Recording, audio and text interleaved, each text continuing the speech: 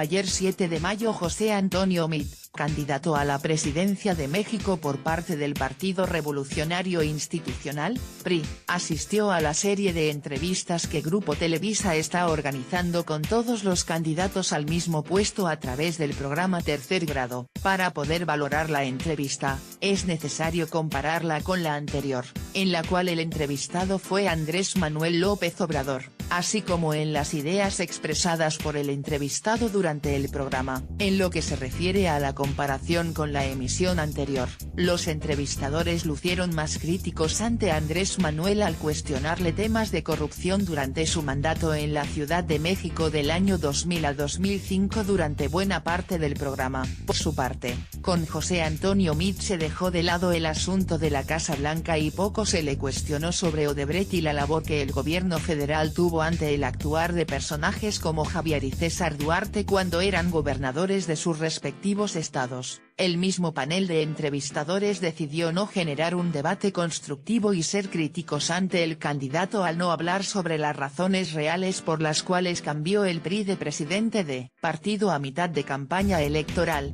pues como tal, esa acción es sinónimo de debilidad institucional, así como aceptar que se tenía un camino fallido para ganar la elección de julio. Otro tema sin tocar fue el referente a lo que el PRI ha significado para el Estado de México a lo largo del siglo XX y XXI,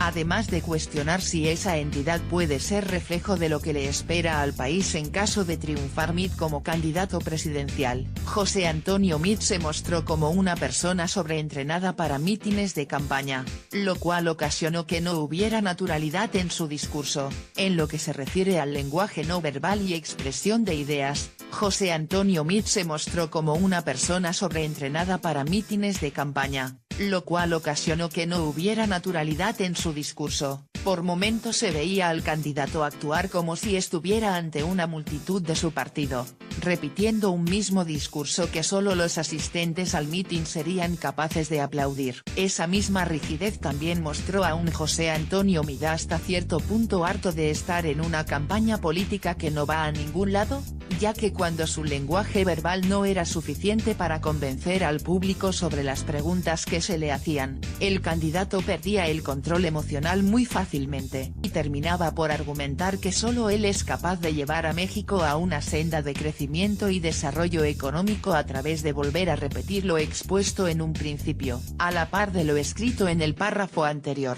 José Antonio Meade se mostró al final de la entrevista como un técnico de la economía que nunca ha estado expuesto a la presión de una campaña política, o de los medios de comunicación, a la hora de responder cuestionamientos sobre su equipo de trabajo o partido político al cual pertenece. Su entrenamiento por años fue otro, uno muy diferente al estar frente a la cámara y a partir de ahí tratar de construir una agenda política. Por tanto, la entrevista a José Antonio Meade resultó poco relevante para el público, ya que a través de ella no se pudo conocer a un candidato capaz de deslindarse de los casos de corrupción que aquejan al país. Tampoco se pudo observar al candidato como una figura idónea para dirigir el rumbo de un país o castigar los actos de corrupción que han venido señalando la prensa y organismos internacionales. No se vio en ningún momento la figura de estadista que México requiere. Al final, ni siquiera una entrevista a modo parece ayudará al candidato priista a remontar posiciones de aquí al día de la elección,